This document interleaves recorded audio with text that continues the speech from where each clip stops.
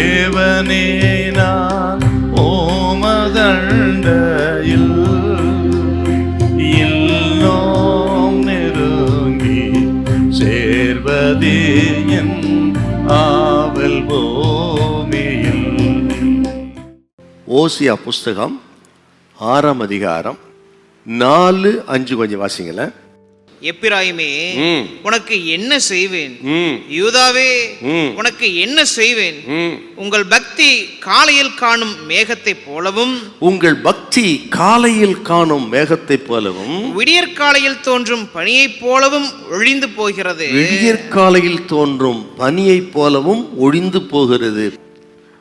அவன் பக்தி விடியற்காலத்து பனி, காலையில் காண்கிற மேகம். இந்த ரெண்டுக்கும் என்ன அர்த்தம்னா, காலையில் காண்கிற மேகம் அப்படின்னா பொதுவாக காலையில் பார்க்குற அந்த மேகம் மழை வர மாதிரி இருக்கும், மழை வராது, பார்க்கறதுக்கு அப்படி தெரியும்.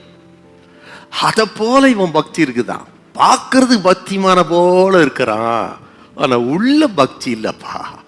மேகத்தை பார்த்தா மழை வர மாதிரி இருக்கு, மழை இருக்கிற மேகம் போல தெரியுது, ஆனால் கொஞ்ச நேரத்தில் மாயமாக போயிடுது. அதை போல உன் பக்தி இருக்குது. வெளியே பார்க்கறதுக்கு பார்த்தா பக்திமான போல் இருக்கிற, ஆனால் உள்ள ஒன்றும் இல்லை.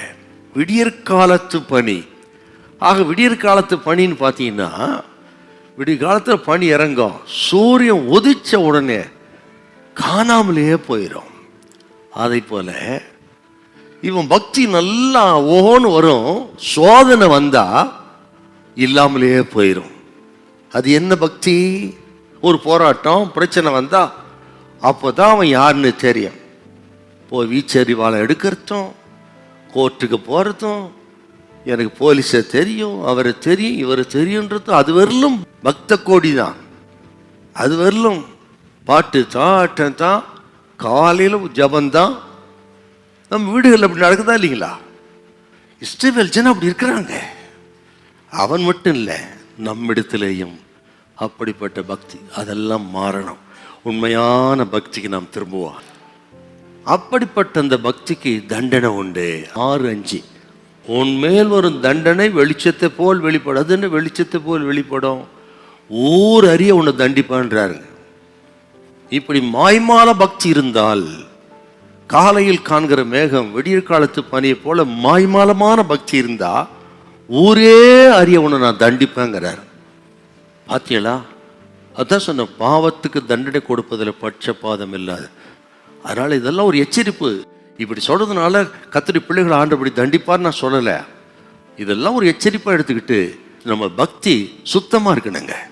இங்கே பேசுறது ஒன்று, அங்கே பேசுறது ஒன்று இருக்கக்கூடாது. ஆக உள்ளொன்று புள்ளொன்று இல்லை. தேவ பிள்ளைகள் நம்ம பக்தி சுத்தமாக இருப்பதாக. அல்லேலூயா, அல்லேலூயா.